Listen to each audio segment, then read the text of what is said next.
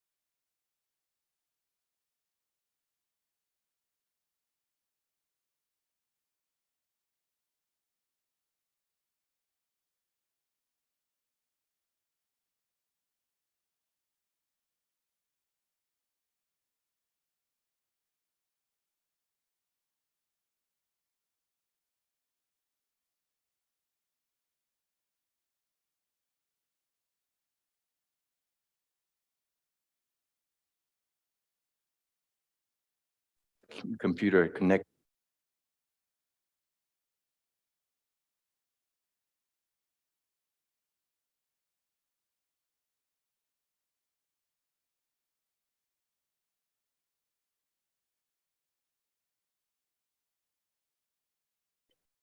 Okay, is it all good online?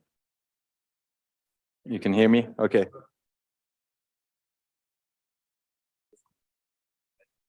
And can people online hear us?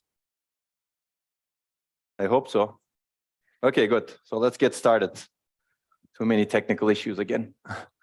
Wow, that's a small group today. Is it because of the weather? Because of something else? I don't know. Okay, hard to tell. Maybe there are people online. But this is an important topic. Okay, everything works fine. That's good. Yeah, this is an important topic that we're going to discuss. As I mentioned yesterday, we're going to improve performance. But before we do that, I guess a final reminder, because this is due today or tomorrow.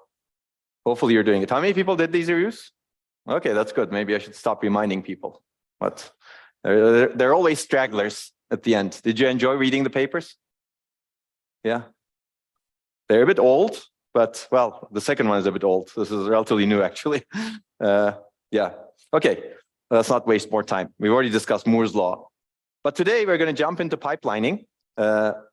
Now that we've covered the basics of microarchitecture, fundamentals, develop single cycle architectures, microarchitectures, and then multi-cycle microarchitectures to improve on single cycle.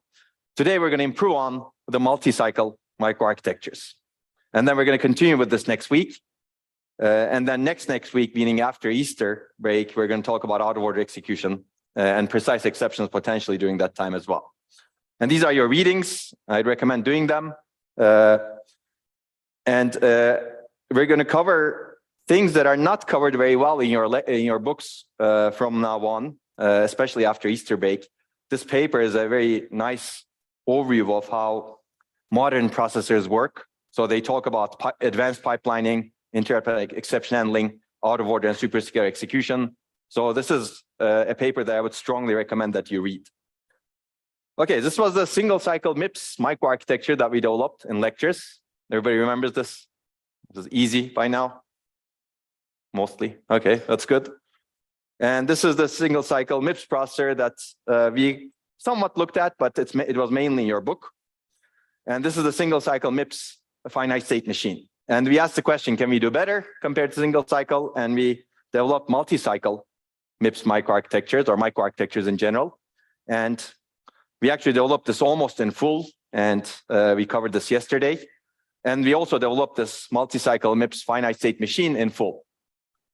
And we actually said that we can easily handle multi-cycle memory access with this sort of machine or very long memory accesses by staying in the memory access state long enough such that you get the data back from memory. So this is a lot of advantages that we discussed last time. But now the question is, can we do better, right? We never are content with what we do. We want to do better. And better in this case is mainly for performance. Can we improve the performance of this multi-cycle machine and do something, let's say, higher performance? So this, of course, requires you to critically think, what are the limitations in this design, in this multi-cycle design? Anybody? Do you see something obvious that you can improve? Yes? Say it again? Yeah. Yeah, you need registers to save the data. Maybe you can reduce those. That's what you're saying. But I'm asking for performance. That's true. You can. Mm-hmm. Yeah, that's true. That's true. It does. That's the cost you pay for being multi-cycle, I would say. What else? Yes. Exactly. That's one thing, basically. You're doing nothing while you're waiting for the memory. So you're not executing. Basically, you're not exploiting the concurrency that may be present in the hardware, right? Enough. And I would say it's not just memory. It's actually other parts of the pipeline as well. And that's the main thing we're going to try to improve. We're not going to specifically tackle the memory part, though. That's going to still bite us in the future, as we will see toward the end of this class. So basically, we have limited concurrency. What does that mean? Some hardware resources are idle during different phases of the instruction processing or execution cycle. Let's look at an example. For example, the fetch logic that's at the front end of the machine that we have seen is idle when an instruction is being decoded, or it's being executed, or it's doing a memory access, right? And most of the data path is idle when a memory access is happening, actually. You're accessing memory on the side, and most of the data path is doing nothing, as your fellow student stated. What's your name? Luis. Okay, as Luis stated.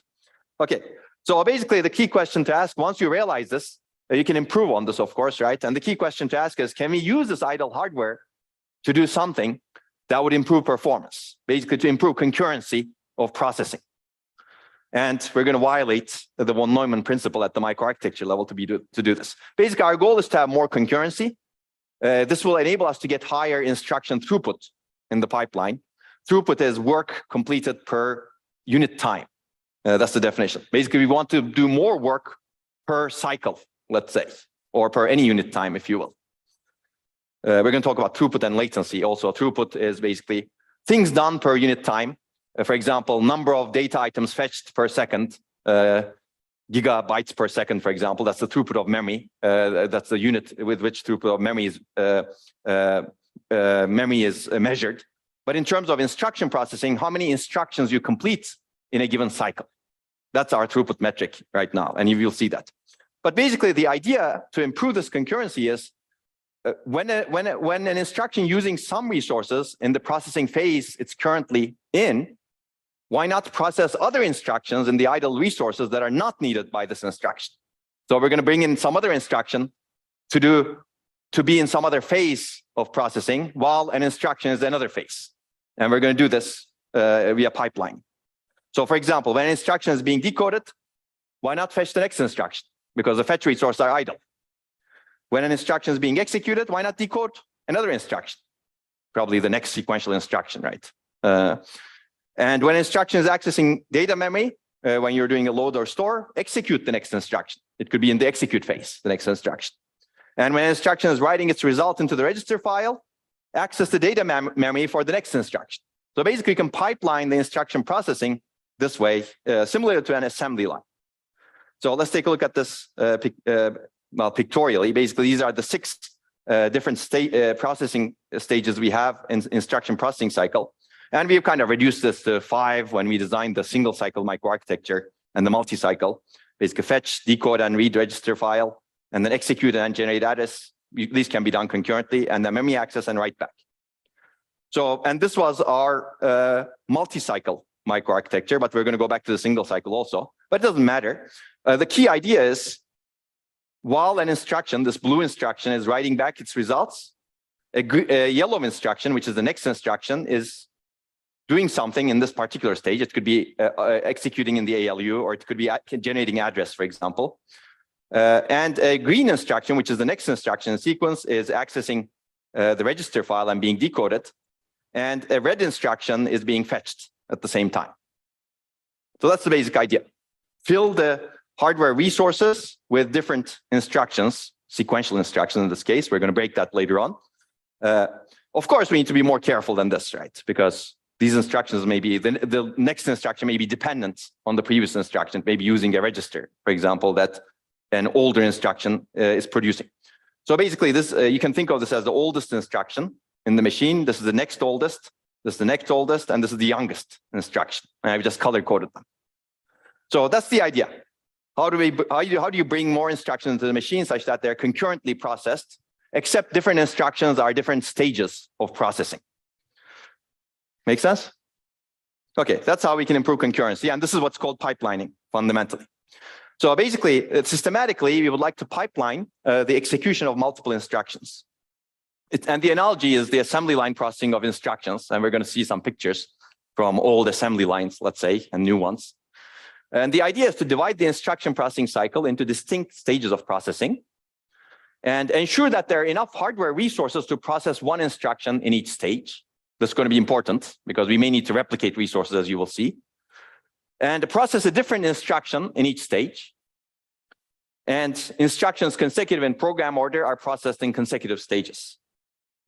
And the huge benefit is improving concurrency. In other words, improving instruction processing throughput.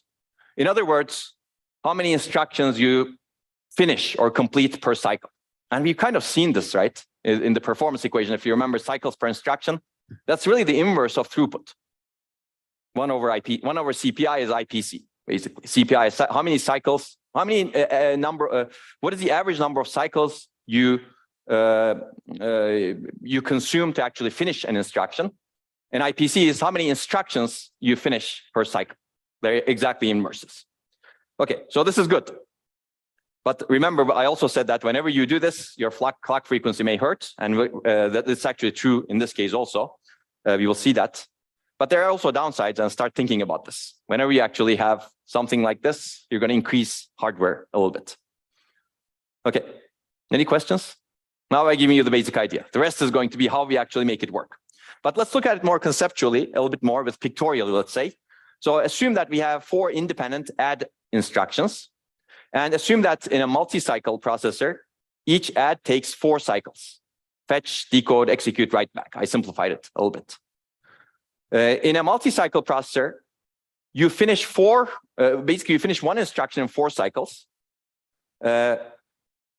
because you have no overlapping across different instructions. This is add 1, add 2, add 3, add 4. And I'm assuming that these are independent adds for now. If you have a pipeline processor, what you do is while you're fetching the second instruction, while you're decoding the first instruction, you fetch the next instruction. While you're executing the first instruction, you decode the second one and fetch the next one. While you're writing back the result of the first one, you're executing the next one, decoding the next one, and fetching the next one. So if you look at this, at this point, your pipeline is full, meaning your processor is full with 4 instructions, assuming that you have 4 distinct stages like this.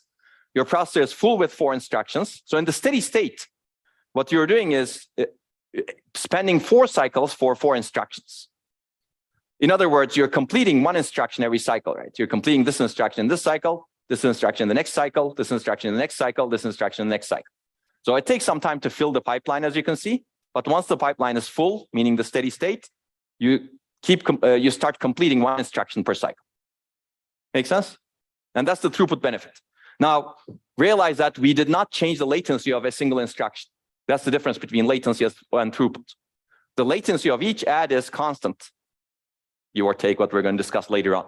It's basically 4 stages, right? Each add takes the same amount of time, but overall the program takes shorter because the throughput of instruction processing has improved, as we can see. Okay, so basically here you're completing 1 instruction per every cycle, every 1 cycle, which as we just discussed. Whereas here, previously we were completing 1 instruction every 4 cycles. Okay, that sounds good. Of course, life is not always this beautiful, right? So there are a bunch of assumptions that this makes. You have 4 independent adds, pipeline is structured this way. So we're going to look at issues with pipelining. Can you always keep the pipeline full, for example? Can you always be in the steady state? Is that easy? What happens with branch instructions? What happens with control flow instructions? That's going to cause a lot of headaches for us. But that's going to also make us very creative in terms of how we handle things in the pipeline. Make sense? Okay, so let me give you an analogy. How many people do laundry here? How many people do not do laundry? I want a hand because I want to learn from you how not to do laundry. But I don't see any hands, so that's good. Well, I don't know if it's good. I could have learned. I missed that opportunity. But basically, if you look at, this is another book, the Patterson and Hennessy book that develops this analogy, which I like. Essentially, there are 4 distinct stages of processing of a laundry load. You place 1 dirty load of clothes in the washer. And then when the washer is finished, place the wet load in the dryer. And then when the dryer is finished, take out the dry load and fold somewhere. And then when folding is finished, put the clothes away in the wardrobe, right? And assuming that each of them takes 30 minutes, each load takes 2 hours, as you can see. And if you have 4 loads, this is what you would do, right? You would take 8 hours for the 4 loads. Well, that's what a multi-cycle laundry machine does. So, but let's take a look at that before. So the steps to do a load are sequentially dependent. So you cannot start the dryer before you wash the clothes. I guess you could, but there would be no point. And you cannot fold the things before you dry them.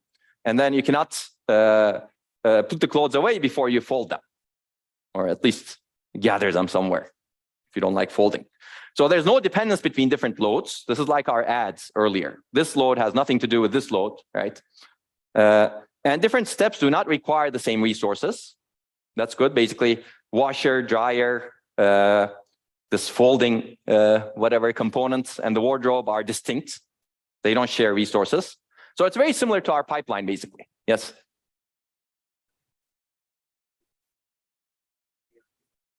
We're going to get back to this. I'm giving you an analogy. Okay, we're going to get back to it. The instructions are going to be slightly different. Okay, how do we pipeline multiple loads of laundry? As I said, here you finish one load every 120 minutes, right? If you do it sequentially like this, and you're not exploiting the concurrency. For example, while this instruction or load is using the dryer, the washer is idle, and you're not exploiting that. If you pipeline the processing, it will look more like this, basically, right? Once one load finishes with the washer, you actually input or load the washing machine with the second load, right? Once the first load finishes with the dryer, you place the second load into the dryer, and so on. So this is very similar. This way, in the steady state, you can do 4 loads of laundry, as you can see, which is good. And you can finish one load every 30 minutes, which means that your throughput just increased by 4x. Very similar to the add operations that we've seen. But latency for a load is the same. So that's interesting, yeah. So that's the difference between throughput and latency. But the latency of the overall 4 loads is much shorter, as you can see, right? It finishes over here, whereas this one finishes at 2 a.m. So instead of waiting until 2 a.m. for 4 loads, you're waiting until 9:30 p.m. Okay, and there are no additional resources. So in this particular case, you don't need any additional resources to do the pipelining. So that's going to be a little bit different in instruction processing, as you kind of guessed earlier. Okay, so now, if you've done laundry, what's the worst stage over here? Have you ever, if you've done laundry in real life, which machine takes the longest? Or which stage usually takes the longest, in your opinion? Anybody?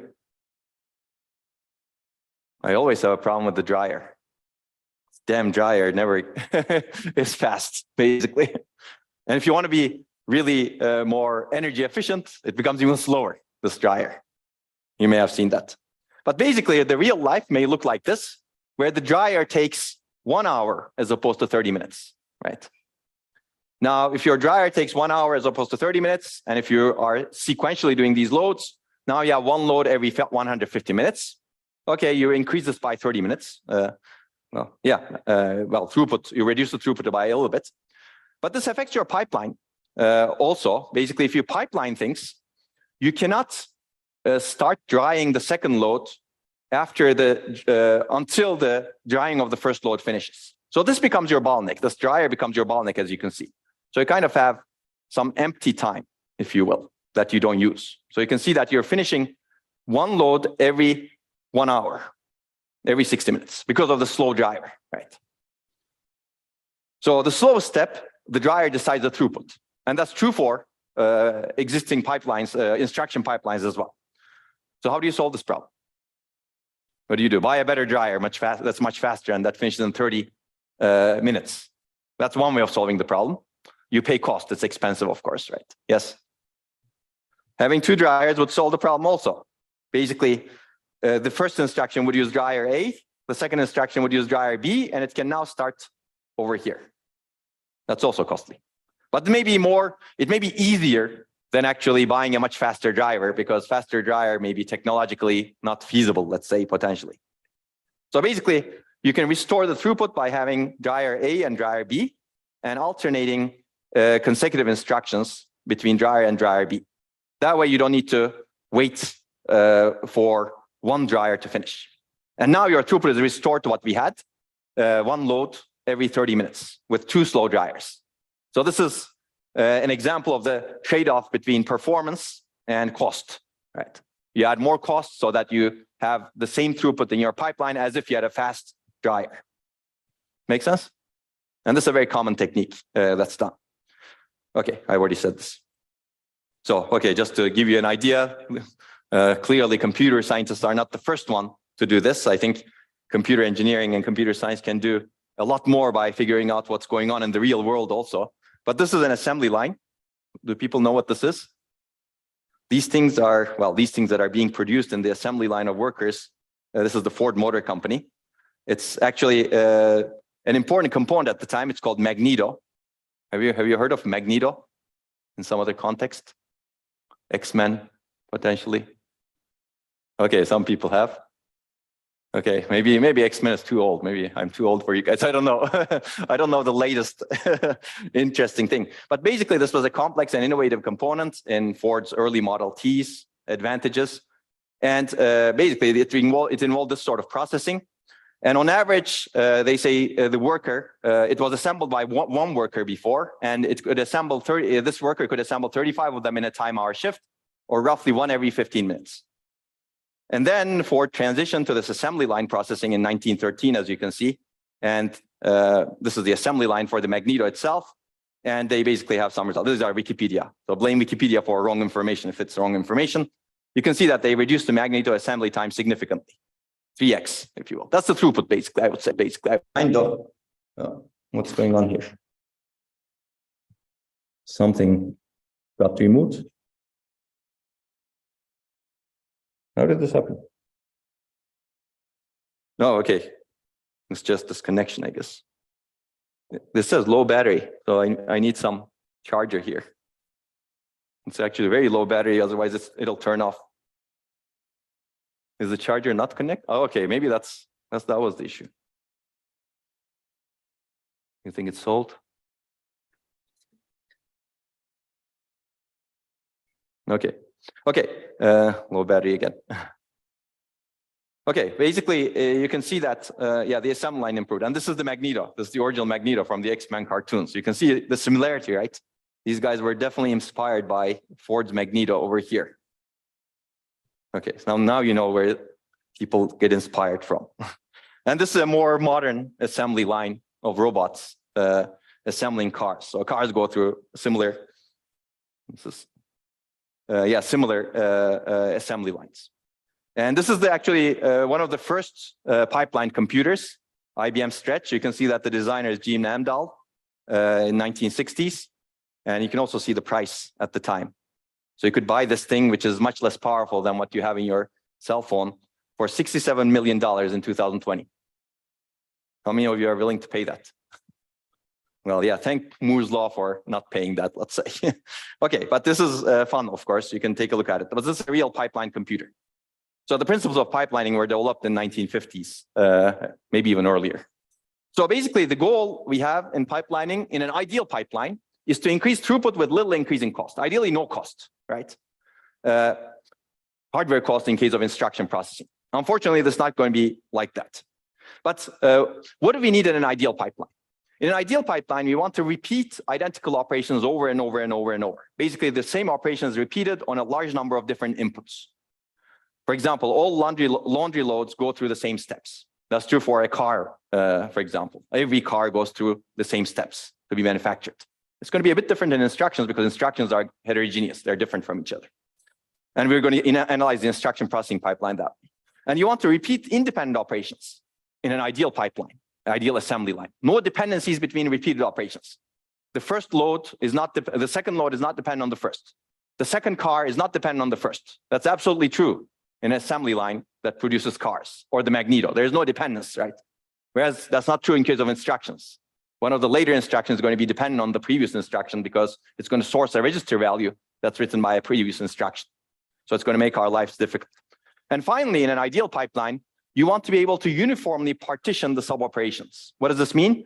You want to divide the processing of, let's say, a car, what a car goes through, evenly into uniform latency sub-operations such that you have equal length pipeline stages that do not share resources. And you can do that again in a factory, for example. Every car goes to the same stage. You basically partition the operations such that each worker consumes the same amount of time.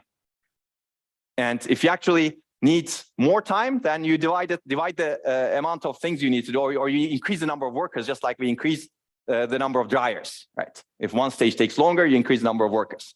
So basically, this is going to be harder in case of hardware design, as we will see, because of the critical paths and combination logic and sequential logic. So basically, automobile assembly line and doing laundry are perfect examples of ideal pipelines. But instruction processing cycle, as I just said, is not going to be perfectly ideal. So let's take a look at this ideal pipeline. So I'm going to abbreviate throughput with T-put. So this is a non-pipelined processing engine, let's say. you have combinational logic that does all of the operations that are needed for an instruction. Let's say it takes t picoseconds, and the throughput is approximately 1 over t, because there's some register overhead, a sequential sequencing overhead that I'm ignoring over here clearly. So 1 over t, let's assume that. Now, if you divide it into 2 stages, you should really equally divide the 2 stages. So this should take really t over 2 picoseconds, and this should take t over 2. So your throughput should be doubled. And then if you divide into 3, you should really divide into equal stages, and then your throughput should be tripled. But again, this may not be easy to do, because how do you ensure that you perfectly divide the work into 3 different combinational logic sequences, let's say. Okay, so let's take a look at the more realistic pipeline then. So you have a non-pipeline version with some delay t. Throughput is really 1 divided by t plus s, and you have a sequential logic delay over here. And assuming that you can again perfectly divide the stages, this t picoseconds of work into k stages, the throughput of the k stage pipeline will be 1 divided by t divided by k plus s, as you can see, because there is a sequencing overhead. And the maximum throughput is basically how small can you make this t divided by k. So let's assume that it could be 1 gate delay, right? Yeah, 1 gate. So you can actually maximize your throughput by minimizing the amount of logic that you put in each stage. But your throughput at that point, maybe this gate delay is small, but this s may be large. So your sequential logic delay in the limit will dominate this latency over here. As a result, your throughput will be limited by the sequencing overhead. So it's good to know this, basically. Your registers are, again, your limiting factor over here. Okay, so basically register delay reduces throughput because of the sequencing overhead between stages. You pay the sequencing penalty S at every stage, and that's why your throughput is limited. And again, this picture, as I mentioned, assumes perfect division of work between stages, T over K. But that may not be perfect, as we will see in an example very soon, actually. It's very difficult to actually perfectly divide this T picoseconds into equal stages. If you don't do equal stages, now the longer stage, remember the dryer, determines your clock cycle time as well as your throughput in the end. Okay, so let's take a look at the cost. So this was throughput. Let's take a look at cost. So this is a non-pipeline version with some combinational cost G gates, and then there's some register cost R. If you have a K-stage pipeline version, if you perfectly divide the G gates across K stages, this doesn't change. Not very realistic, but this is, we're assuming perfect. But unfortunately, your register overhead multiplies by K. So you can see that registers actually increase hardware cost. So that's the trade-off we're going to make again. We're going to increase hardware cost, registers, even if we perfectly assume that the work can be divided across K stages like this. Again, this picture also ignores the resource and register application that's likely needed. So basically, we assume that this is G over K, but it may not be actually G over K. It may be G divided by something larger than K, right? Because some things you may need to replicate across the stages. Okay, and some registers you may actually need to replicate, as we will see soon. Does this make sense? Okay, so let's take a look at now with this, let's say, high-level theory. Let's take a look at pipelining instruction processing. So remember the instruction processing cycle. This is a different way of looking at it, and this is what we kind of agreed on in the last few lectures. Let's look at it in a 5-stage manner. And this is a single cycle microarchitecture where the throughput is determined by the T, which is the longest instruction to process. Let's divide the single cycle microarchitecture into stages of pipeline. Let's say instruction fetch is one pipeline stage, and instruction decode is another, execution and access calculation is another, and memory access is another, and then write back is another. And I just gave you some numbers over here because, yeah, your book made up these numbers, or I made up these numbers, fine. But I mean, it's not unreasonable. This is just to make a point. So basically, if you look at this, there are 5 stages in the pipeline. I didn't put the pipeline registers. We're going to put them soon. But basically, here it's 100 picoseconds. Here it's 200 picoseconds, right? We didn't perfectly divide things. Why? Maybe we couldn't, right? Because the memory may take 200 picoseconds to access, and this is the critical path over here. And here, you don't have enough in the critical path. And if you actually try to divide it in some other way, this will also become shorter. So maybe balancing this pipeline is not very easy. This is called pipeline balancing. balancing the different stages of pipeline such that they're equal. And essentially, it's not easy. And this is not a complicated instruction set architecture yet. So let's take a look at what happens over here. So you'll need to basically enable writing. We're going to talk about that, but there needs to be a way of actually doing that writing. Then we're going to ignore some of the back loops because these are a bit dangerous. How do you handle these things that go from one stage to the resources of another stage? Because they could be threatening and they could cause problems, as we will see. Okay, so basically, there are questions to ask over here. Is this the correct partitioning? Maybe. Certainly, it's not a perfect partitioning. Can there be a perfect partitioning? It's not clear. So why not, for example, 4 or 6 stages? Why not different boundaries? So certainly, it's good to think about these. And as you increase the depth of the pipeline, as we will see, there are other issues that, well, the number of stages in the pipeline, that's called the depth of the pipeline. We're going to run into some other issues, as we will see. Okay, so let's take a look at the throughput in this pipeline. Even in the simple 5-stage pipeline, normally, if it's perfect pipelining, we would assume throughput to increase by 5x, right? So we should finish, before we were finishing, let's say, 1 instruction every 5 clock cycles. Now we should finish 1 instruction every clock cycle, right? So let's take a look at this. So this is the T that I showed you earlier. Assume that this is a single cycle machine. I mean, it could be multi-cycle also, depending on how you look at it. But basically, we're finishing 1 instruction every 800 picoseconds. And we're doing the first load instruction, and then the second load instruction, and the next load instruction. And they're independent, as you can see over here.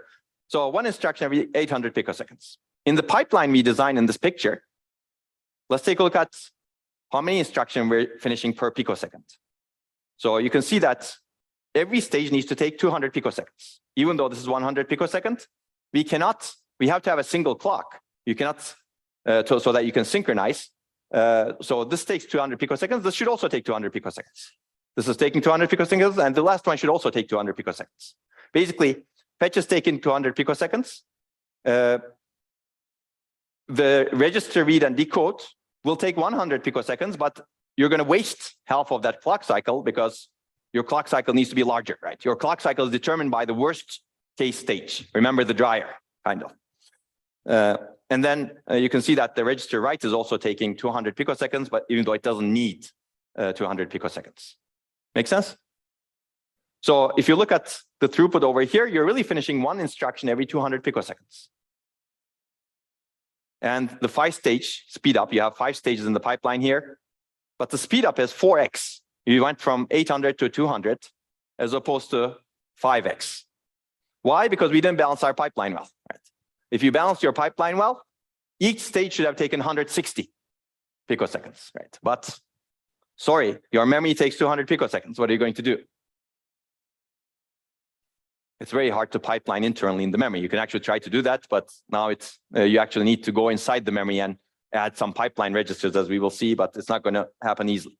So this is the fundamental issue with pipeline. One of the fundamental issues with pipelining, balancing the pipeline such that you equally divide the work that would otherwise be done without overhead, like 800 picoseconds over here, is difficult. As a result, you lose throughput immediately. And the main reason is you couldn't divide the work, and as a result, half of the clock cycle is really wasted in 2 of these stages. This stage and then this stage. Basically, whenever you read registers, you're wasting the clock cycle because that's fast, but your clock cycle is determined by the slowest stage in the pipeline. Does this make sense? So a lot of the timing issues we've discussed, now you're actually seeing how they come into play in real life. So reducing the clock cycle time and balancing the stages could be one option to actually restore the throughput, but it's not easy. Okay, so basically, how do we enable pipeline processing? I mentioned these pipeline registers. So this is our single cycle processor, kind of reduced, if you will. And you can see that it's only single cycle, as you can see, and we have T amount of work. Basically, we're going to divide this into some number of K stages, such that hopefully each of the stages will take close to T over K. So to be able to do that, to be able to make sure that the processing that happens in one stage for one instruction doesn't interfere with the processing that happens in another stage for another instruction, we need to add registers to isolate the different stages, right? This is necessary. Otherwise, if you have only one register to store one instruction, you cannot do much, right? You really need to have multiple different registers to isolate the processing that's happening in this stage from the processing that's happening in this stage, and this stage, and this stage, and this stage. Now that you have a 5-stage pipeline, right? This is the fetch, and this is an IFID register. The register, these are called pipeline registers. It could, for example, have the instruction instruction that we fetched from memory. It could have PC+4, as you can see over here. It could have some other control information, as we will see later on. This is the IFID register between instruction fetch and instruction decode stages. This is IDEX pipeline register between instruction decode and execute stage. This is XMEM, which is instruction or pipeline register between execute and memory. And then this is pipeline register between memory and write back stages. Makes sense, right? So we'll basically latch the results. Very similar to a multi-cycle machine, actually. So this is going to be similar, except we're going to do something's different also, because we're going to process multiple instructions concurrently in the different stages. Yeah, these are some examples. So this is program counter. For example, in the first register, you have the instruction register, which we used to have, and then in multi-cycle, and then PC+4. And then here we have PC+4 propagated because we're going to need it later. And then the registers that we have read, and the sign extend immediate. And then here we have the next PC calculated in some way, latched, and then output of the ALU and some other information, maybe 0, for example. This is for branch condition checking.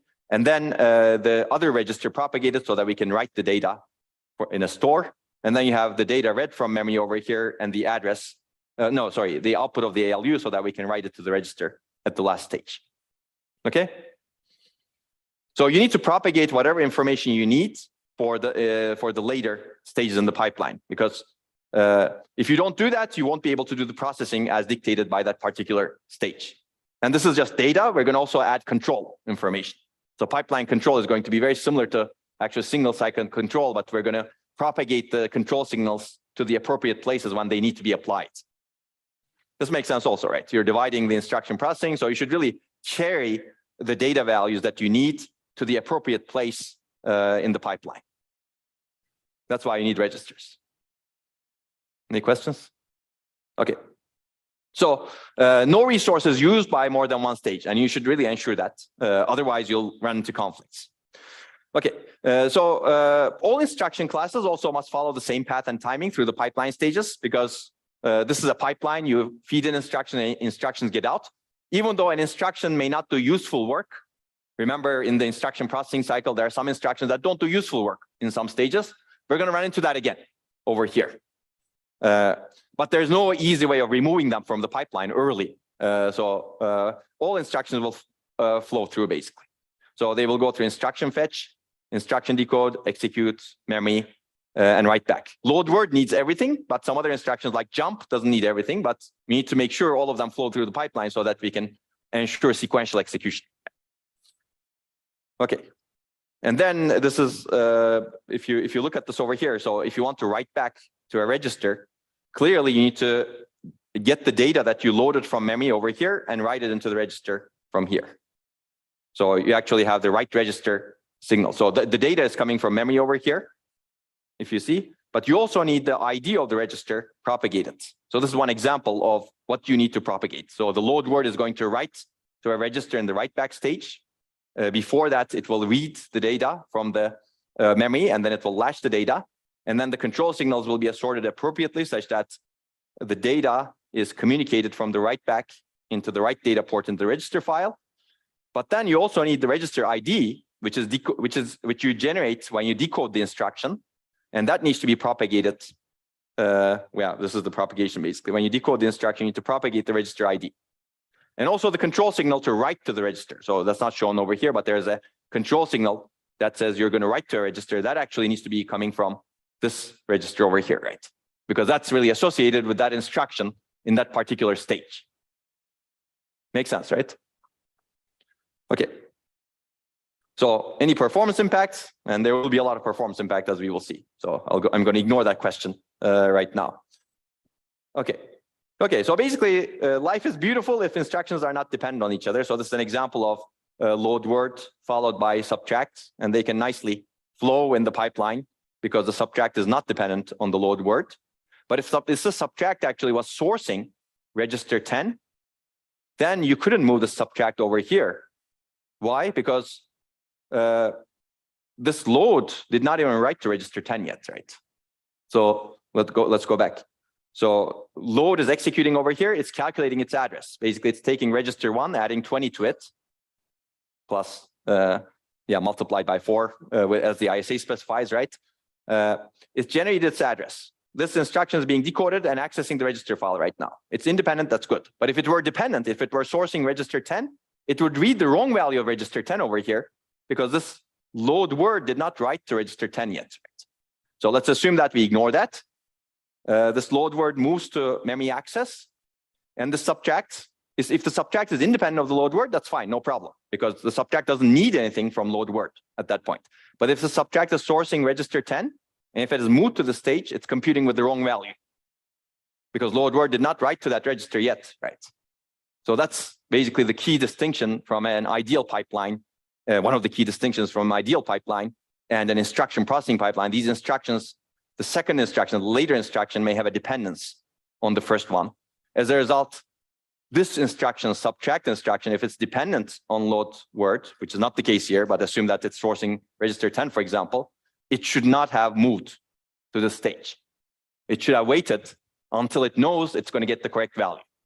And this is called data dependence handling. And we're going to see methods for doing that later today. Makes sense, right? Okay, so clearly load word is writing to the register at this stage. And if your subtract has moved over here and it was dependent, you've done the wrong thing in your pipeline, because subtract got the wrong value. Okay, but we're not going to do the wrong thing, as you will see. So his life is not always this beautiful, because this example didn't have any dependency, but I kind of explained it to you with a dependency also. Okay, so if everything, if there are no dependencies, pipeline operation looks like this, basically. I mean, we've kind of seen this in a different way, but you've filled the pipeline at this point, and this is the steady state. Your pipeline is full. You have 5 instructions in a 5-stage pipeline, and you're finishing 1 instruction every clock cycle. That's good. Dependencies are going to hurt us, because some instructions need to wait, and you cannot move the pipeline if an instruction needs to wait for an earlier instruction to produce the value. So, okay, just to define, this is called the steady state or full pipeline. And you can see that the pipeline is full every cycle after this. And this is another view. This is the resource view over here. If you look over here on the x-axis, you have time, different time steps, clock cycles, and you have resources. And you have basically, you look at which instructions are using which stage. Again, it's beautiful to look at, but when you have dependencies, you will have a lot of bubbles, if you will. We'll introduce the term bubble also. Some part of the pipeline will not be full. So for example, if instruction 4 could not have moved because it's waiting for a value from instruction 3, this would have been a bubble. And as a result, there would be no instruction over here. You can think of that as a no operation also. Okay, we'll get to that. So that's the steady state. Okay, so now let's talk about controlling this pipeline, because we need to control it. We've kind of designed the data path already. These are the pipeline registers. And controlling the pipeline is actually relatively easy. If you, that's one of the other reasons why we designed the single cycle processor earlier, because single pipelining is the control points of a pipeline is really identical to the single cycle data path. So if you look at all of these control signals, and if you compare them to your single cycle data path, you will see that they're exactly the same. Except different instructions are exercising the different control signals in different stages. That's why you need to propagate the control signals with the instruction and exercise it when it's needed. Okay, so basically for a given instruction, you have the same control signals as a single cycle, but control signals are required at different cycles depending on the stage that the instruction is in. So there are multiple options of designing the control logic. I'll give you the first option in more detail. But basically, you decode an instruction once in the decode stage using the same logic as single cycle control logic that we have developed 2 lectures ago. And you remember that that control logic was a combinational function of the instruction, right? If the instruction is this, register write signal should be set or not set. If you don't remember, go to that lecture 2 lectures ago. But we buffer the signals until they come to the stage where they need to be consumed. So it looks kind of like this. This is the pipeline again, 4 pipeline registers: fetch, decode, execute, memory, write back. And control logic is exactly the same as what we discussed 2 lectures ago. But then you divide the control signals into, oh, these are my control signals that I need in the execute stage. These are my control signals that I need in the memory stage. These are my control signals that I need in the write back stage. And you put them into a pipeline register over here, and then keep propagating them until they're not needed. So for example, once you move to the stage, you don't need the control signals that are really needed in the execute stage, which is the ALU, etc. So you drop them. You don't propagate unnecessary control signals indefinitely until the end of the pipeline. And then here you use the memory stage control signals to do the processing while the instruction is in this stage, and then you drop them when the instruction moves to the write back stage, because they're not needed, because you have a separate set of control signals that you designated as write back control signals. Makes sense, right? Okay, so you can see that this causes some imbalance in the register size also, right? Unavoidably, the register that comes after decode is a bit bigger, because you really need to have all of the control signals that are needed for all of the stages downstream. So in a 5-stage pipeline, it's not bad, but some of pipelines today are 20, 25 stages. So there could be a huge imbalance between the register sizes, basically. So there's another option, which is also used actually in some machines. You carry the relevant instruction word or field. You don't do the complete decoding over here. You basically do decoding incrementally as the instruction moves along. So you distribute the control logic, you essentially distribute the decoding, I should say. You distribute the decoding across multiple stages. Make sense? Here, this is not, I don't have a picture that shows that, but basically you do, here you do the decoding that's needed for the execute stage. Here you have another control that decodes and figures out the signal that's needed for the memory stage only. And then here I have another control that figures out the signal that's needed for the write back stage. So you can still overlap control and data processing. You generate the control signals that's needed in the next stage in the previous stage, basically. That's the idea. So which one's better? Again, it depends. So it depends a good answer, right? The first one does the decoding at one shot in one stage, but then the registers become bigger. So it basically uses unnecessary things. The second one does the decoding more incrementally. So it saves some registers actually, without actually increasing the decoding logic too much. So the second one is more frugal in terms of hardware cost. But the first one is, maybe easier to handle. Any questions? There could be other trade-offs, of course, but we're not going to cover them, like energy. Okay, so these are the pipeline control signals. This is from this book, but your book is kind of similar. You can see that this book takes the approach of the first option, because also it's conceptually easier to explain. You do the control or decoding right away, and then you generate the control signals that you need, and then you propagate them until they're not needed at some point. But you see that, for example, this execute stage control signals, after they're generated in the prior decoding stage, they actually control what goes into the ALU, what's done in the ALU, which destination register you actually have and propagate it, etc. But the control signals, if you study this in a little bit more detail, you will see that they're exactly the same as single cycle. If you remember single cycle, we had all these control signals and they're exactly the same. What else should I talk about over here?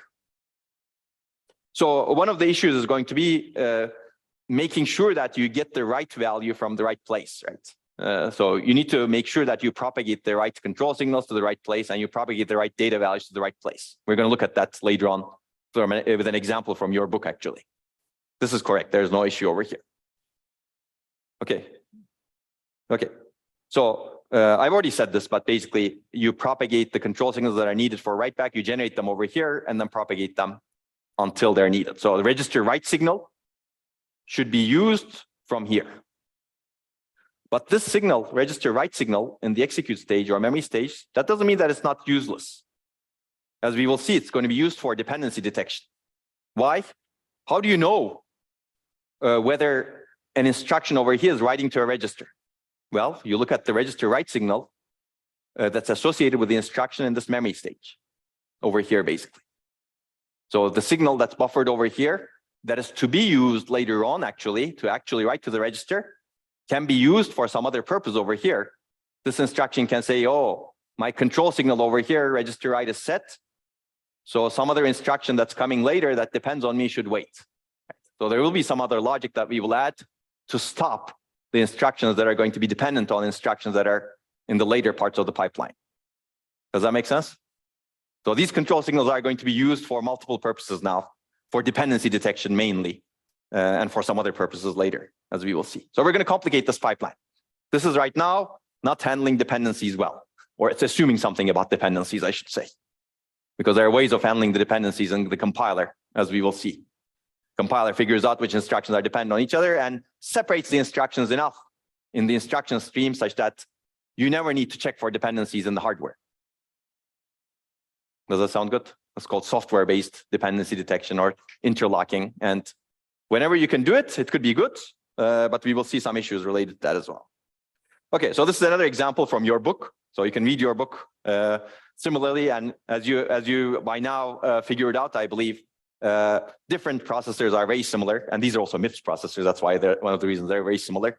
So this is a single cycle microarchitecture that we have seen from your book, and this is the pipeline microarchitecture that your book develops. As you can see there, the pipeline registers. It's a very similar stage also, and the structure of the pipeline is very similar. And your book also shows that your control signals are exactly the same in the single cycle machine as well as the pipeline machine. Now, your book also illustrates some things like this. This should not be happening. Basically, there's a write back stage where you should be writing to the register, but someone designed the pipeline such that the register ID that you're writing to is coming from here.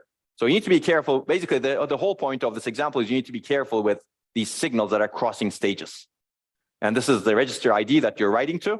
It should not go over here because the instruction over here should not write to a register at this point. It should buffer its result and should write to a register at the end.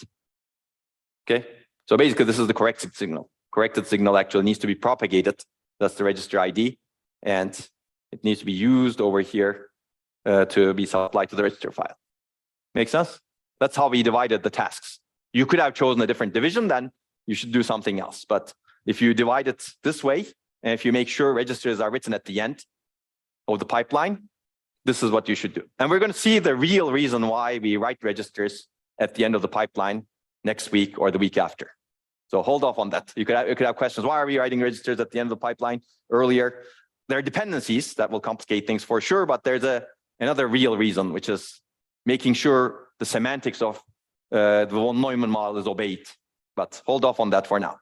Basically, the takeaway is you should really use the control signals as well as the data signals from the right stage when you're crossing the boundaries of stages like this.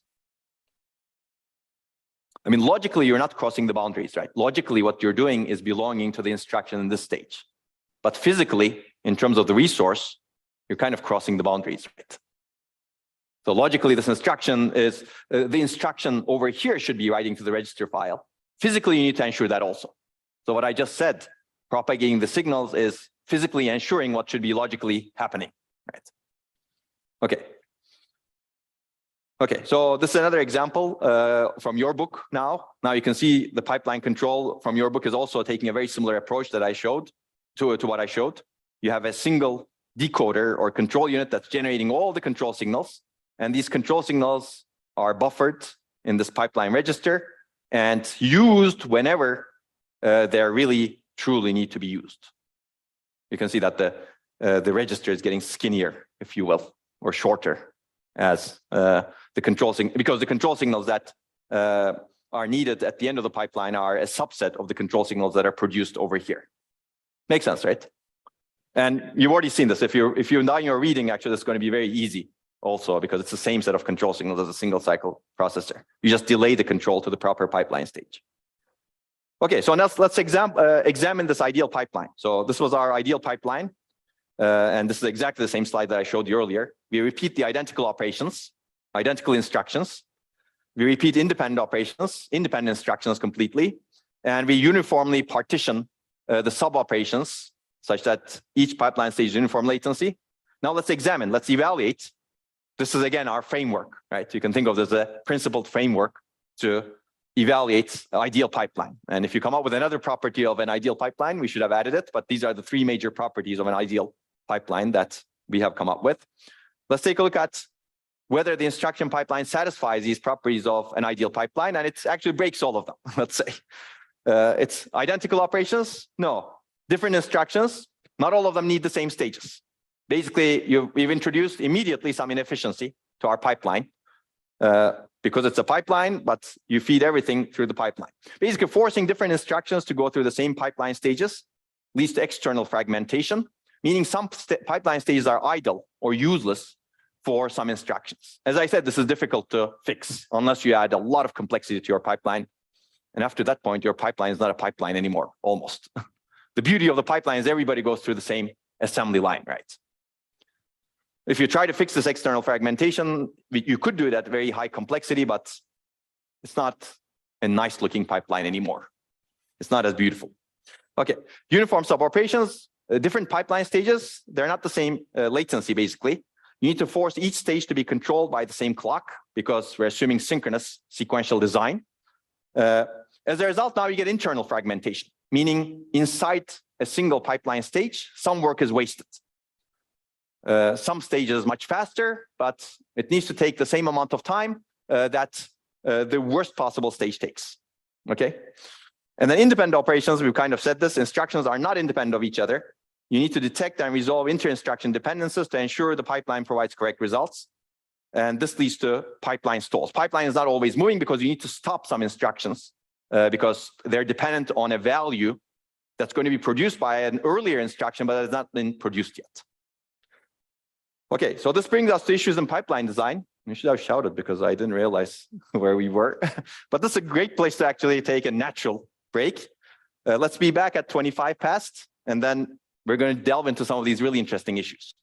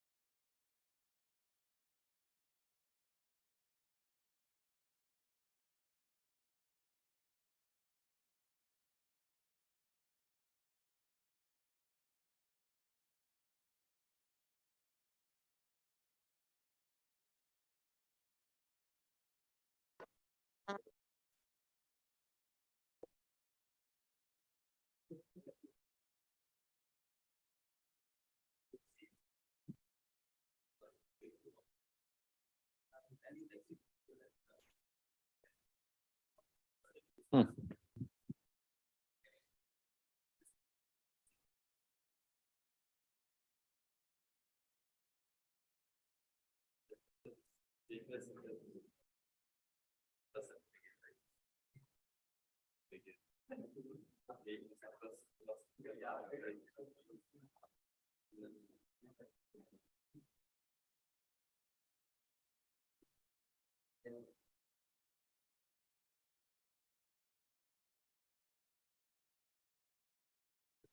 Okay, I think we can get started. Is everything okay online also? Okay, you can hear me online, that's good. Okay, so we're going to continue building this pipeline. And now, as I said, we're going to go deeper because as we just figured out, well, or we have kind of developed over the last part of the lecture, an instruction pipeline is not an ideal pipeline. So this brings up a bunch of issues in pipeline design. Balancing the work in pipeline stages, as I mentioned, such that as much as possible, each stage does equal amount of work. We're not going to discuss that. It's not easy. How many stages are there? What is done in each stage? That we can discuss more, but we're going to assume some pipeline design to begin with. But in real life, you need to do that. You need to balance the work as much as possible so that you don't waste time, right, in a pipeline, and you don't waste throughput like we have seen. The second part we're going to discuss a lot in the first lecture, in today, next week, and even when we cover out-of-order execution, because out-of-order execution is going to enable keeping the pipeline full as well. Basically, we want to keep the pipeline correct, moving, and full in the presence of events that disrupt the pipeline flow. And correctness is very important, of course. And keeping it, correctness is really important for correct execution. You satisfy the semantics of the dependencies between instructions. But keeping it moving and full is important for performance, as we will see. Because if you go and keep the pipeline full, you may have only one instruction finishing every 5 cycles. Again, back to square one, basically. Even worse, potentially, actually. So this requires us to handle dependencies, data and control dependencies, and we're going to actually spend a lot of time discussing these. Decades of work has gone into how to handle these better and better. It also requires us to handle a resource contention. That's going to be important to discuss as well. And especially handling long latency multi-cycle operations like memory accesses, but also multiply instructions, for example. And then we're going to talk about handling exceptional situations. These are called exceptions and interrupts. For example, what if your instruction is doing divide by 0? What happens at that point? While your instruction is executing, what if you get an error in some other part of the machine? That's an interrupt. What if your program gets interrupted for some reason and you need to handle that? That's going to be the subject of next lecture, probably, maybe the next lecture, depending on how we finish today. Basically, some of these are related to improving pipeline throughput. How do you minimize the stalls that you need to do? And this is a bit more advanced, and we're going to talk about that also. Out-of-order execution's whole point is going to be improving pipeline throughput as well as overall performance, as we will see. But now let's start with these pipeline stalls. Why would the pipeline stall? What is a stall, first of all? A stall is a condition under which the pipeline stops moving. It could happen due to 3 major reasons. One is resource contention. One pipeline stage needs a resource, the other pipeline stage is using, and for some reason you didn't replicate the resource because it was too expensive or whatever, right? There could be multiple reasons. As a result, one of the pipeline stages need to wait, and that's a stall, right? Dependencies can cause this, as we discussed. Data and control dependencies between instructions can cause this.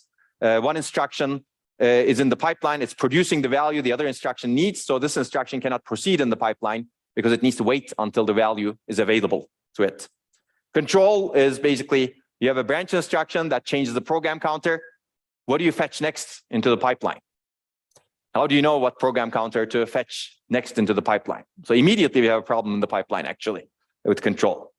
And long latency multi-cycle operations are examples of these dependencies. But even when you don't have a dependence, a long latency memory access stops the pipeline from moving, right? You wait for memory 1,000 cycles, then your pipeline is not moving anymore, right? Okay. So we're going to talk about that. So let's talk about dependencies. Dependencies are called dependencies also. I'll use the word dependencies. Sometimes it's called hazards also. I don't like this terminology because hazard is a situation that you didn't control, right? But this is something that you know about dependence, basically. So dependencies dictate ordering requirements between instructions. If you don't handle the dependence correctly, it may cause a hazard. That's true.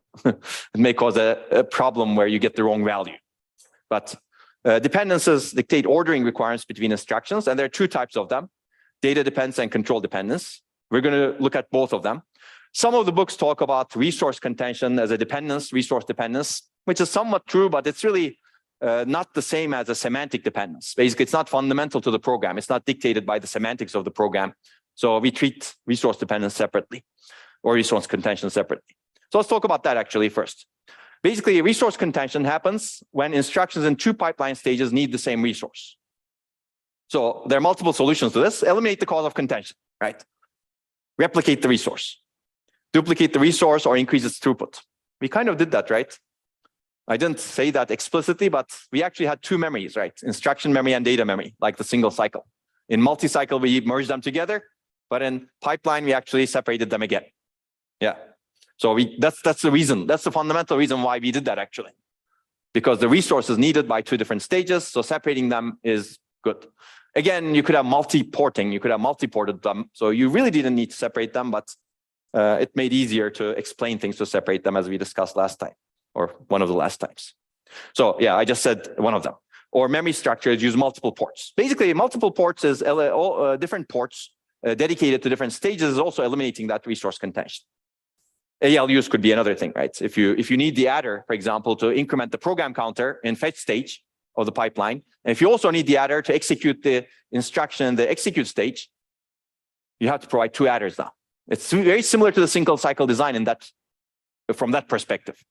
Multi-cycle design could have merged these adders into one, because you're not really actually doing things concurrently, right? In single cycle design, it's perfectly concurrent, except you're using all the resources for a single instruction. Here again, we have lots of concurrency, except we're using the different resources for different instructions. That's why single cycle design and pipeline design are very, very similar to each other. Okay, so we could keep going, but let's move on. The second solution is basically, okay, too expensive to replicate. If it's too expensive to replicate a resource, you put in mechanisms and hardware to detect the resource contention and stall one of the contending stages. And then the question becomes, of course, which stage do you stall? Well, it makes sense to stall the earlier stage in the pipeline. So for example, if you had a single read and write port to the register file, don't stall the instruction that's going to write to the register file and move out of the pipeline. Stall the instruction that's reading from the pipeline, because they both need the same port. Don't design a pipeline this way, basically, but this is a cooked up example. But you may have a single port to the register file because it's costly for you, whatever reason. Basically, keep the pipeline moving as much as possible, and your stall decisions should be based on that. If you stall the one that's reading, it doesn't kind of make sense, right? Because you cannot potentially move it to the next stage because the pipeline needs to be moving. So keep the pipeline moving is the principle here in terms of determining which stage you stall in the pipeline. Okay, so that's resource contention. Let's take a look at an example. This is an example of resource dependence on the register file. This is also from your book. But basically, let's see. These should be all independent instructions, by the way, or maybe there's some dependence, I don't know. Basically, the register file, there's some dependence, sorry. So basically, this instruction is writing to the register file, and this instruction is reading from the register file. Actually, there's no dependence between these two instructions, but there may be dependencies between other instructions. Don't worry about them for now. How do you handle this? Register files needed for writing over here, and register files read it for reading over here. Similarly over here, this instruction is writing to register S3. This instruction is reading from register S1. And that keeps happening, as you can see, right? This is concurrent. Same cycle. Cycle 5, cycle 6, cycle 7, cycle 8. It keeps happening, even though the instruction that's reading at cycle 8 is not shown. So basically, the register file can be read and written in the same cycle. Providing multiple ports help this. But there's also some optimizations that you can do in the register file that we're going to assume that's going to be useful for data forwarding and making the pipeline moving faster. We're going to assume that write operation takes place during the first half of the cycle. So write finishes in the first half, and read happens in the second half. So even if there's a single port in this particular case, there's no problem, basically. This is one way of solving the problem. This also helps if the first instruction over here is writing to the same register, this instruction is reading, right? If you design your register file such that this is correct and this is true, then this instruction can write to register X and in the first half of the clock cycle. And this instruction that's here that needs that register X can read it in the second half of the clock cycle because it's assumed to be written by the end of the half of the clock cycle. So this is going to help us communicate data values. And this is a form of forwarding, as we will introduce later on. I'm going to get back to this. So this can achieve multiple purposes, basically. This achieves getting rid of some ports from the register file, as well as communicating data between instructions that are in the write back stage and that are in the register file or instruction decode and register file read stage. Does that make sense?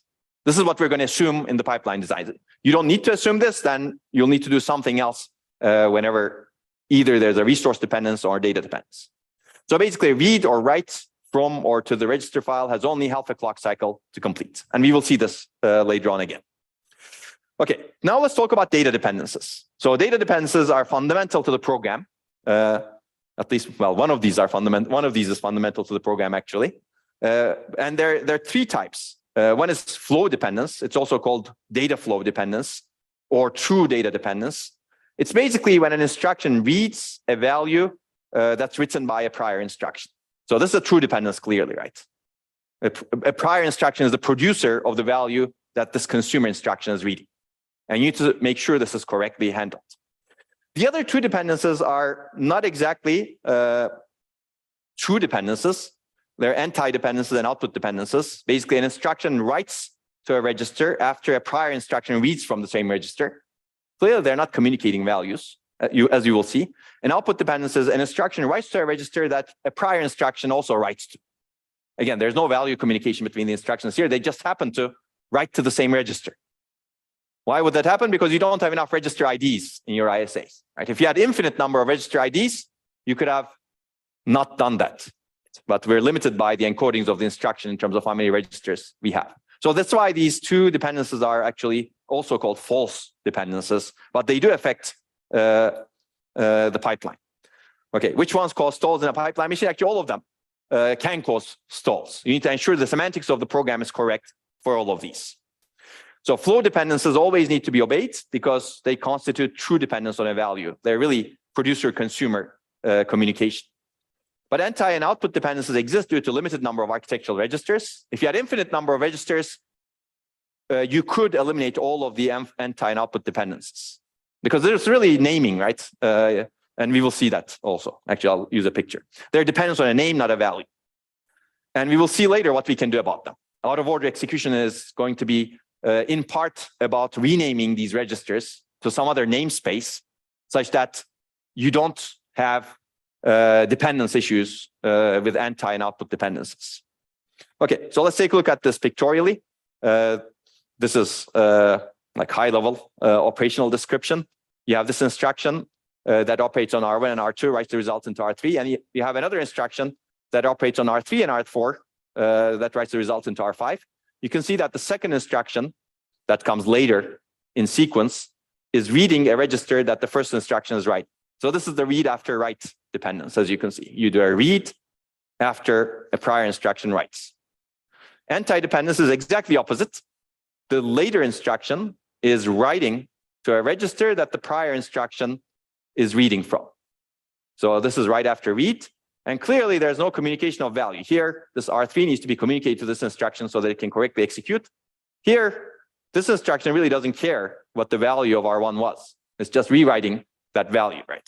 There's some storage that it's rewriting. You're reusing that storage for some other purpose. And you can see that these instructions are completely independent, actually. Right? So this is not a true dependence. That's why this is called a true dependence. Whereas output dependence, if you look over here, this instruction is writing to R3, and this instruction is also writing to R3. And this is called write after write. It's also called output dependence. And again, there's no data flow over here. This R3 is different from this R3. You're really redefining what R3 contains from a semantic perspective.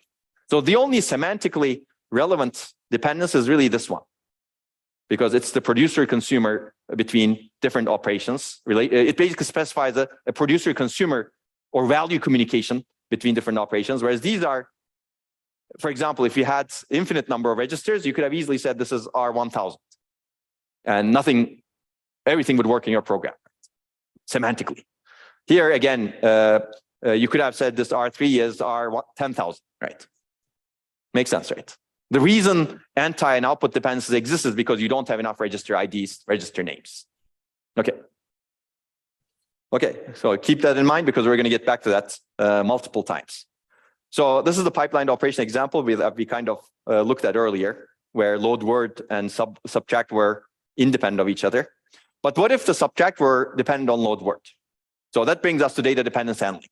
What if an instruction was dependent on a prior instruction? So this is actually covered in your lectures. Well, not lectures, book a little bit. Lectures also, it will be covered soon. But this, the microarchitecture of superscalar processors, the survey paper that describes how superscalar processors work, covers it also nicely. That's why I assigned it.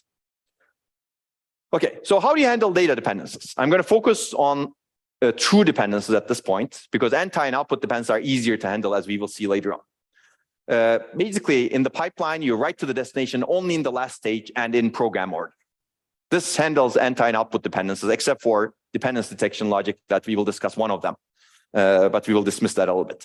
So basically, if you actually write to the destination register only in the last stage of the pipeline and in program order, you should not have any issues with anti and output dependencies. Basically, don't mess up with the ordering of the writes, because what really matters with anti and output dependencies is the ordering of the writes. So, for example, this instruction that's earlier, this instruction that's later should not write to register 1, and this instruction that comes earlier semantically or sequential in sequential execution model should not read the value produced by this register 1, right? So that's obvious, hopefully. This instruction should not write to register 3 before this instruction, otherwise this instruction will get the wrong value, potentially. Right? Basically, don't reorder the writes, and a very simple way of handling that is write to the register at the end of the pipeline. That's why the write back stage is the last stage.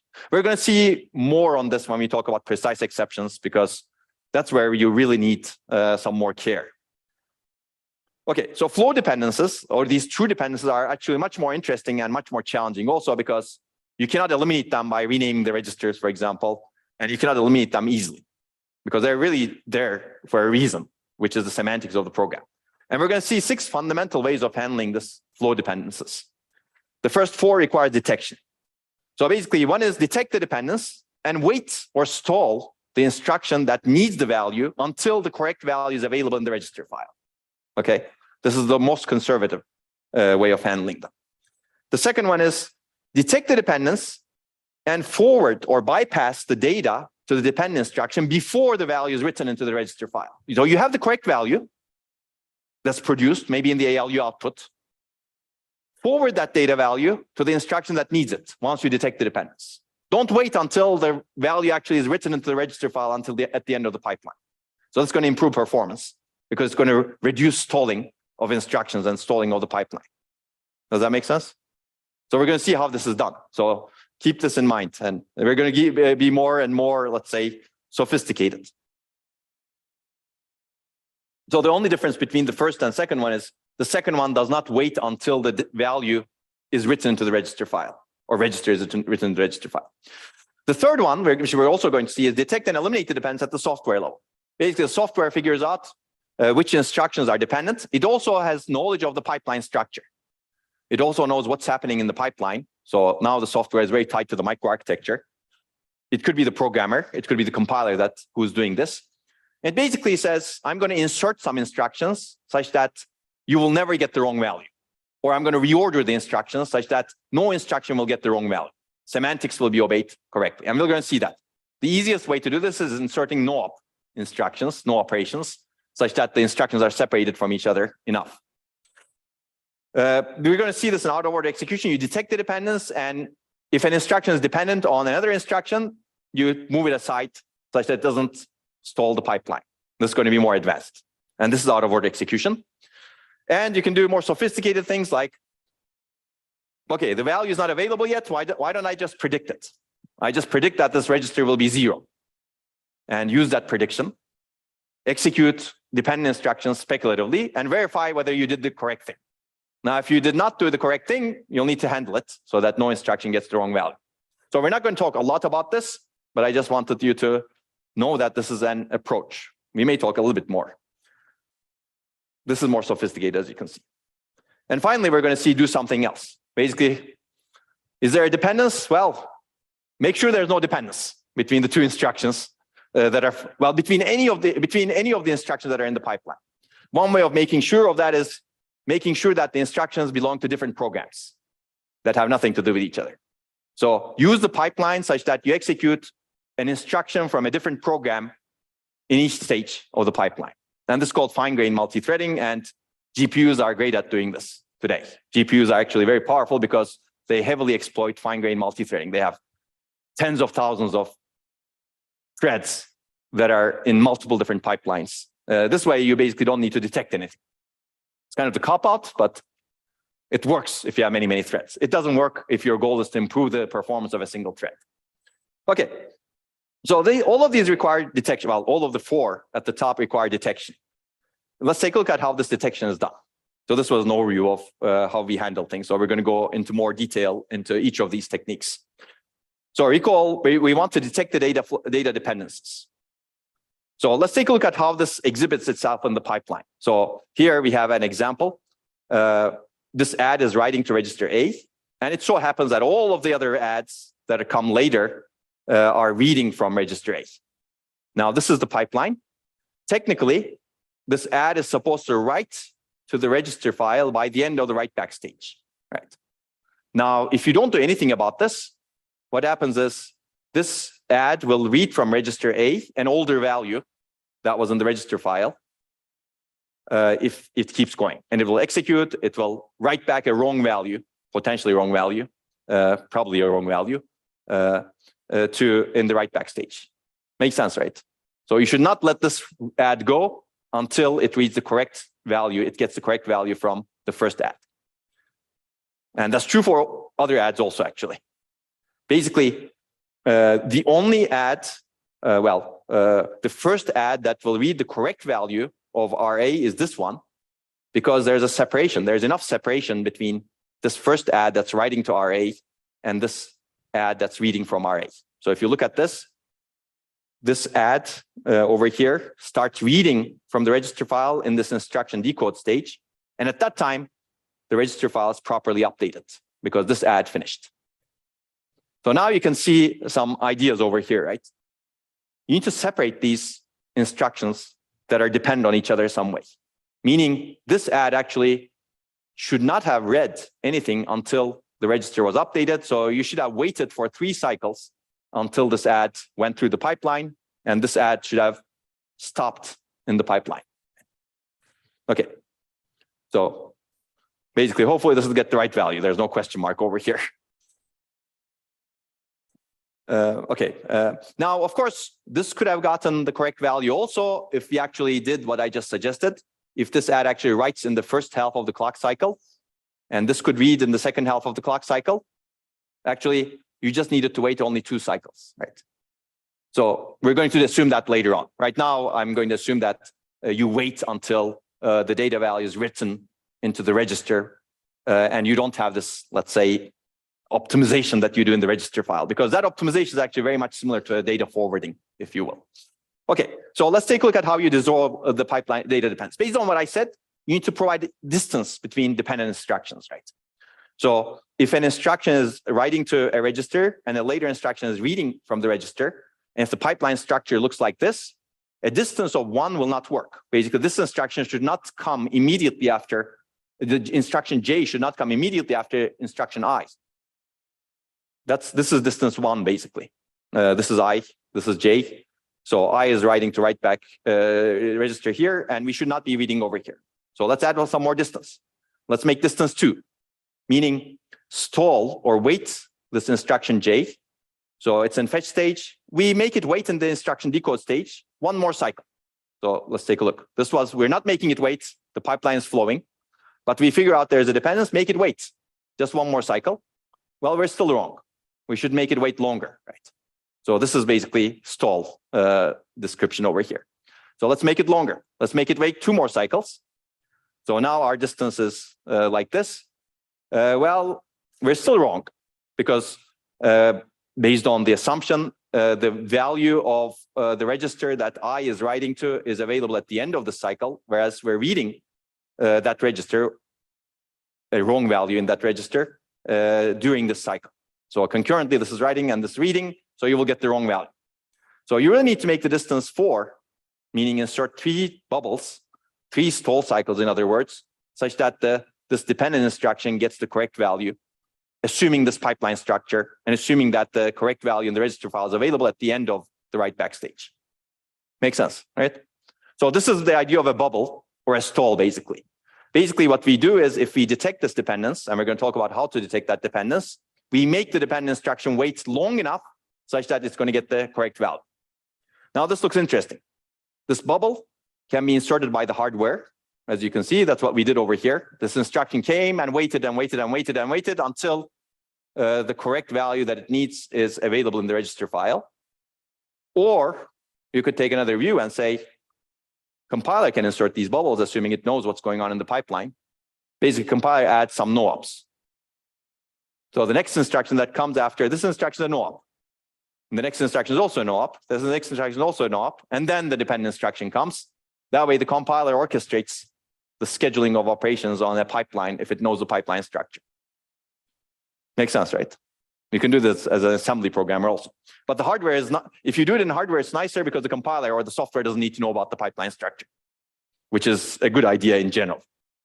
Okay, so basically to more properly define a stall is you make the dependent instruction wait until its source data value is available. And how do you do that? You stop all upstream stages, basically earlier stages in the pipeline, you stop them. And you drain all downstream stages such that this instruction goes. So you drain these 2 instructions that may be in the pipeline, but you stall all of the instructions that are coming, starting with the dependent instruction. Okay, so that's the idea of a stall. Okay, so basically, in order to be able to determine whether or not you should stall the pipeline, you should detect the dependence between instructions. And this is called interlocking. This is the detection of dependence to guarantee correct execution. And there are 2 ways of doing it. We've actually talked about both of them, software-based and hardware-based. So software-based is it's the responsibility of the software to inject enough no-ops, for example, or reorder the instruction, as we will see later on, such that these dependencies don't happen. And hardware-based is hardware detects these. Does anybody know what MIPS acronym stands for? This is the ISA that we've been looking at. Anybody? This is actually interesting because the designers of MIPS has the philosophy that hardware should be as simple as possible and the compiler should do a lot. So they actually went for the first one. They designed pipelines and they said basically pipelines should be controlled by the software and hardware should not have any interlocking. So MIPS actually stands for microprocessor without interlocking pipeline stages. So now you know how that ISA is designed, but they quickly figured out this is a very bad idea and they went to hardware interlocking. Why? Because it's too much work on the compiler and the software to really schedule these instructions without any help from the hardware. And once you change the pipeline structure, old software doesn't work anymore, right? So now you have a story about MIPS. So that's why we're going to cover a lot of hardware, but I'm going to talk about software a little bit also, just to give you the ideas. But there are multiple approaches to hardware dependence detection as well. Scoreboarding is one. So each register in scoreboarding, so this is a technique that's used in some computers. Each register in the register file has a valid bit associated with it. It basically says the value that's in the register file is correct.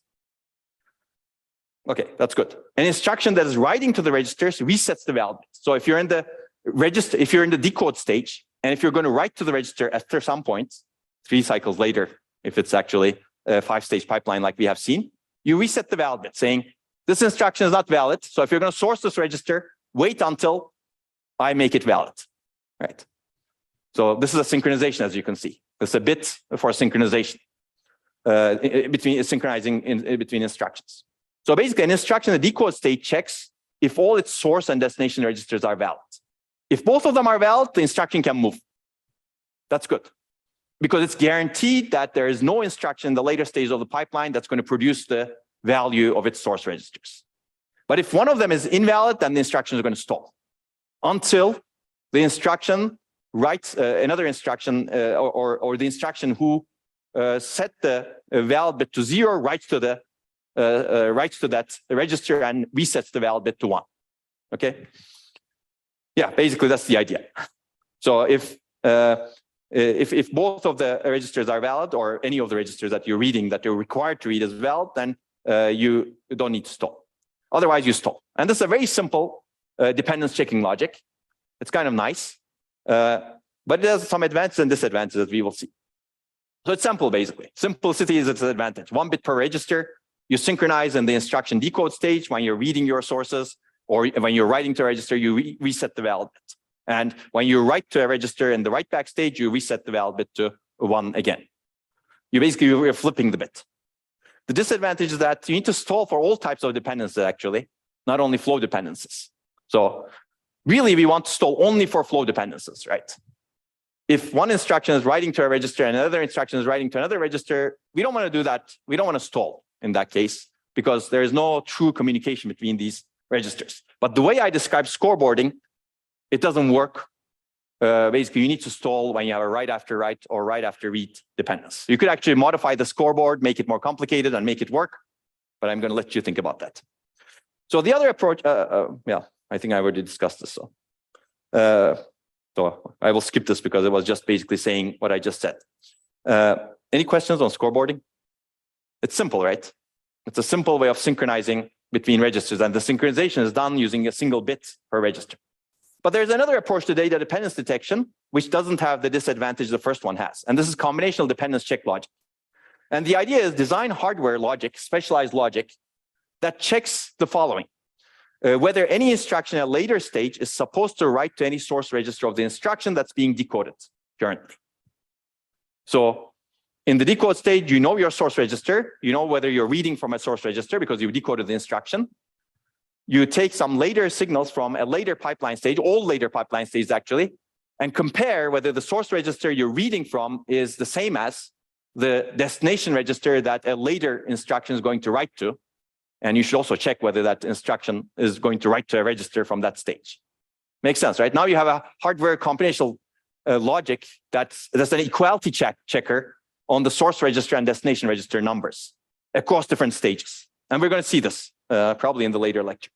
And if this logic says, I detected some dependence, you stall the instruction and the pipeline. If it says no, then there's no need to stall because there's no flow dependence. Now you can make this logic, but basically the way I describe this logic is just for flow dependencies. Right? It doesn't, you don't need to check whether this instruction that's writing to a register is writing to a register that's also written by an instruction that's later in the pipeline. You don't need to do that checking because that's not a real dependence. So that's the big advantage. There's no need to stall on anti and output dependence in this particular case. But the disadvantage is logic is more complex than a scoreboard. It's not as beautiful and simple as a single bit that's used for synchronization. And actually, logic becomes more and more complex as we make the pipeline deeper. So if your pipeline is 5 stages, in the decode stage, that's the second stage, you basically compare to 3 possible other stages, right? Now, if your pipeline is 25 stages, assume that decode stage is your second stage still, you need to compare to 23 other stages. Because all of those 23 other stages can potentially be writing to a register that you are going to source. So now you see the complexity. Now we're going to also see something called superscalar execution. So your pipeline can be deeper, 25 stages, let's say. We're going to add actually concurrent execution across instructions. Instead of fetching 1 instruction, we're going to fetch 4 instructions or 8 instructions. And that's going to increase our parallelism. Now dependence checking logic like this becomes very, very complicated once you do that. Okay, so let's not get ahead of ourselves, but now you kind of know the concept of where we're going towards superscalar execution. Okay, I think I've already talked about this. So once you detect the dependence in hardware, what do you do afterwards is a question. Basically, dependence between 2 instructions is detected before the communicated data value becomes available. That's an important observation. You can detect the dependence before the data value becomes available. So there are multiple options as a result. You can stall the dependent instruction right away. saying, I'm not going to move this instruction from the decode stage and wait until the value is available in the register file. Or you can be a bit more aggressive and move the instruction in the pipeline as long as it's going to get the correct value. Stall the dependent instruction only when necessary. This is called data forwarding. Meaning if you can actually move this instruction a little bit, and you can have a bypass path from a later stage to wherever you move this instruction, you're going to still get the correct value. This is called data forwarding and bypassing. And there could be other options, as we will see. So let me introduce this concept, and then we're going to be done for today. And then we're going to pick up with how to do data forwarding, how to do these aggressive optimization, well, relatively aggressive optimizations. So the problem is, if you just stall right away the dependent instruction in the decode stage, a consumer or dependent instruction has to wait in the decode stage until the producer instruction writes its value into the register file. And we said that this is conservative. Right? Basically, our goal is to not to stall pipeline the unnecessarily. And the key observation is the data value needed by a consumer instruction can be supplied directly from a later stage in the pipeline with a wire. This is the value I produced. Here's a wire, get the value. We don't need to go through the register file, basically. Cut the communication latency, instead of from the register file. Basically, don't wait until the value is written into the register file. Add more hardware to supply the value.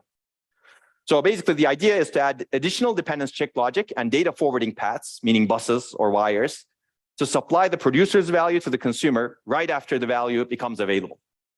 Of course, you need to add the control logic, which is the dependence check logic over here. Now, the huge benefit here is consumer can move in the pipeline until the point the value can be supplied. So you have less amount of stalling. Okay. So this is a great place to stop, as you can see. Now, the next lecture will start from here, and we're going to talk about data dependence handling, a lot of concepts, and how to actually implement these concepts. How do you do data forwarding, for example, in a simple pipeline? So if there are no burning questions, yes, there's a question over there. What if there are multiple consumers? Well, if you stall because it's a pipeline, linear pipeline, if you stall the first one, the later ones will also stall anyway, right? So there could be multiple consumers, but what you really care about is the first one that may get the incorrect value. Okay. Okay, have a nice weekend. I'll see you next week. And next week, we only have one lecture because April 7th, I think, is the beginning of the Easter break, right? So I'll see you next week.